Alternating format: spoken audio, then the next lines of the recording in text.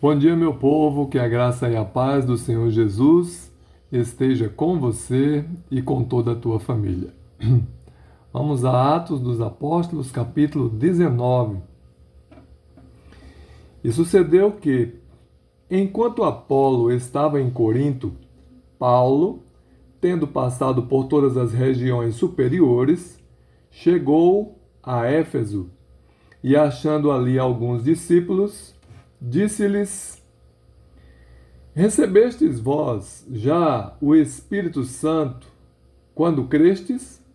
E eles disseram-lhe: Nós nem ainda ouvimos que haja Espírito Santo? Perguntou-lhes então: Em que sois batizados então? E eles disseram: No batismo de João.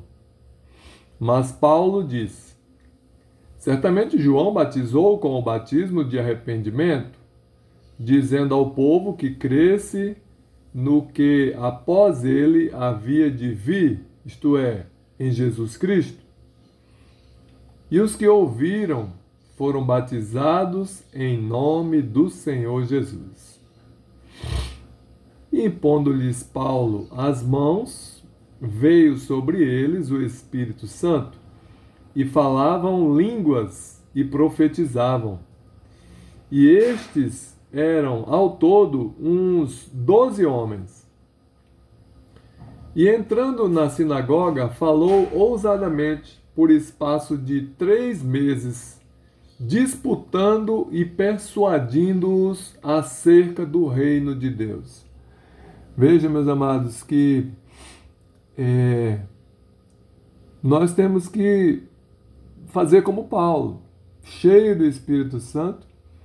Ele passou 3 meses na sinagoga, ali naquela cidade, disputando, ou seja, era uma disputa verbal, né? E persuadindo aqueles amados acerca do reino de Deus. Então nós não podemos nos calar, não é? Temos que mostrar às pessoas a verdade e não a mentira. Muitas delas, muitos dos nossos amados irmãos cristãos brasileiros estão envolvidos em mentiras religiosas, doutrinas falsas que não estão fundamentadas na palavra de Deus. Então, usemos Paulo como exemplo, não é? Afinal, se não for assim, como se salvarão se não há quem pregue? Mas, como alguns deles se endurecessem e não obedecessem, falando mal do caminho, que é Jesus, perante a multidão, retirou-se deles e separou os discípulos, disputando todos os dias na escola de um certo tirano. Era o nome do homem, era tirano. E durou isto por espaço de 2 anos, de tal maneira que todos os que habitavam na Ásia ouviram a palavra do Senhor Jesus, assim judeus como gregos. E Deus, pelas mãos de Paulo, fazia maravilhas extraordinárias. De sorte que até os lenços e aventais se levavam do seu corpo aos enfermos, e as enfermidades fugiam deles, e os espíritos malignos saíam. E alguns dos exorcistas judeus ambulantes tentavam invocar o nome do Senhor Jesus sobre os que tinham espíritos malignos, dizendo: Esconjuro-vos por Jesus, a quem Paulo prega. E os que faziam isto eram 7 filhos de Seva, um judeu, principal dos sacerdotes. Respondendo, porém, o espírito maligno disse: Conheço a Jesus, e bem sei quem é Paulo. Mas vós, quem sois? E saltando neles o homem que tinha o espírito maligno e assenhoreando-se deles, pôde mais do que eles, de tal maneira que, nus e feridos, fugiram daquela casa. E foi isto notório a todos os que habitavam em Éfeso, tanto judeus como gregos. E caiu temor sobre todos eles, e o nome do Senhor Jesus era engrandecido. Ou seja, se você não estiver em plena comunhão com Deus, com a sua palavra, com os seus irmãos, se você não tiver o Espírito Santo em você, então não se arrisque a enfrentar o maligno.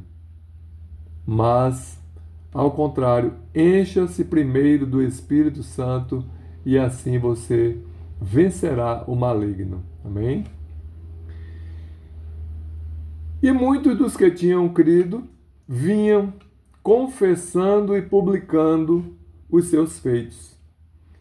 Também muitos dos que seguiam artes mágicas trouxeram os seus livros e os queimaram na presença de todos, e feita a conta do seu preço, acharam que montava a 50.000 peças de prata. Assim a palavra do Senhor crescia poderosamente e prevalecia. E cumpridas estas coisas, Paulo propôs em espírito ir a Jerusalém, passando pela Macedônia e pela Acaia, dizendo: depois que houver estado ali, importa-me ver também Roma. E enviando a Macedônia 2 daqueles que o serviam, Timóteo e Erasto, ficou ele por algum tempo na Ásia.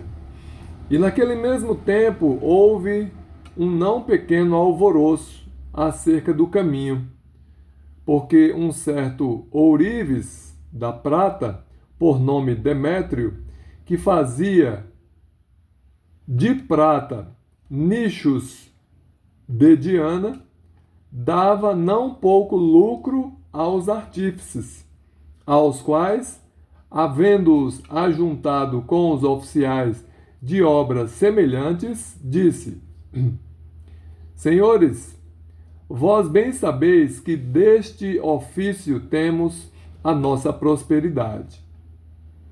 E bem vedes e ouvis que não só em Éfeso, mas até quase em toda a Ásia, este Paulo tem convencido e afastado uma grande multidão, dizendo que não são deuses os que se fazem com as mãos. E não somente há o perigo de que a nossa profissão caia em descrédito, mas também de que o próprio templo da grande deusa Diana seja estimado em nada, vindo a ser destruída a majestade daquela que toda a Ásia e o mundo veneram. E ouvindo-o, encheram-se de ira e clamaram, dizendo: grande é a Diana dos Efésios.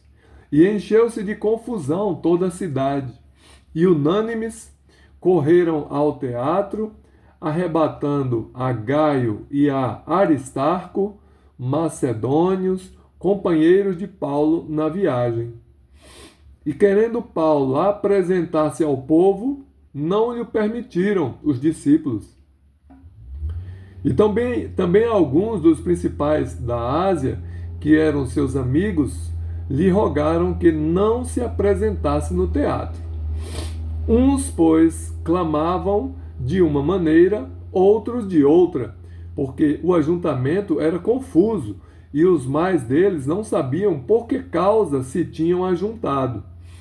Então tiraram Alexandre dentre a multidão, impelindo os judeus para diante E Alexandre, acenando com a mão, queria dar razão disto ao povo.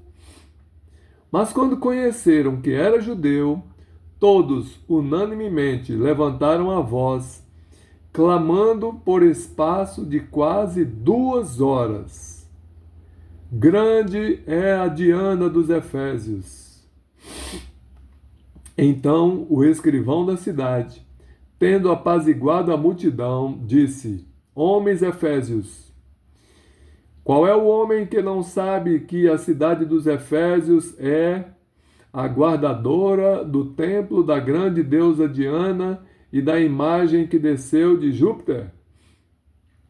Ora, não podendo isto ser contraditado, convém que vos aplaqueis e nada façais temerariamente.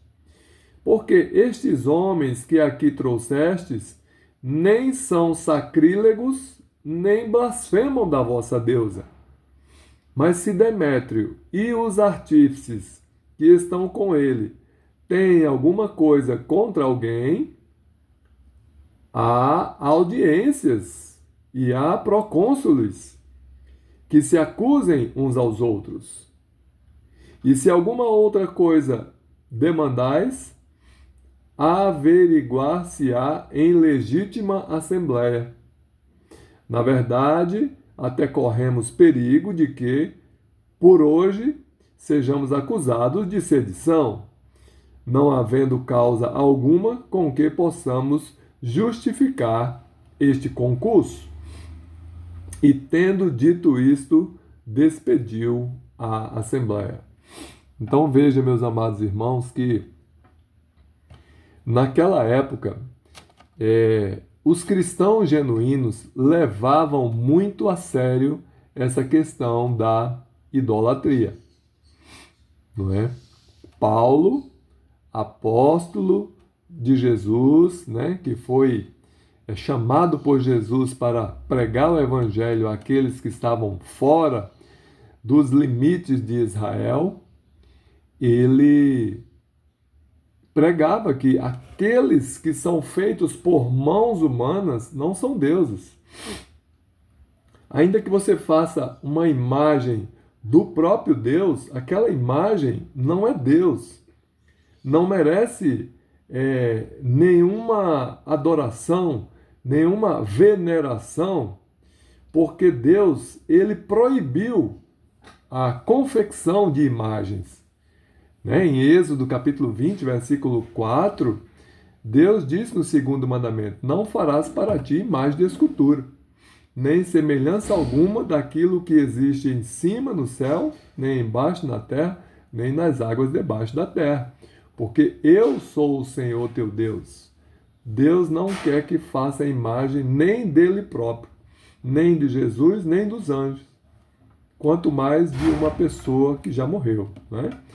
E nós sabemos que no nosso mundo atual existe muita idolatria. Essas imagens a Bíblia chama de ídolos e também chama de imagens, né? Então é proibido por Deus. Deus não quer ser simbolizado por uma imagem, seja ela de ouro, de prata, de gesso, de madeira, do que for. Ele não aceita ser simbolizado, resumido. Entendeu? Porque nunca ninguém viu a Deus. Então, como pode fazer uma imagem, né? E ele proibiu isso, para que não houvesse a idolatria. Idolatria é o quê? É você prestar adoração a um ídolo, a uma coisa, um objeto, uma pessoa, seja ela viva ou não. Deus proíbe isso. Por isso que Paulo pregava o evangelho e não deixava de dizer que as imagens não são deuses. Amém? Que Deus abençoe você, toda a tua família, em nome de Jesus.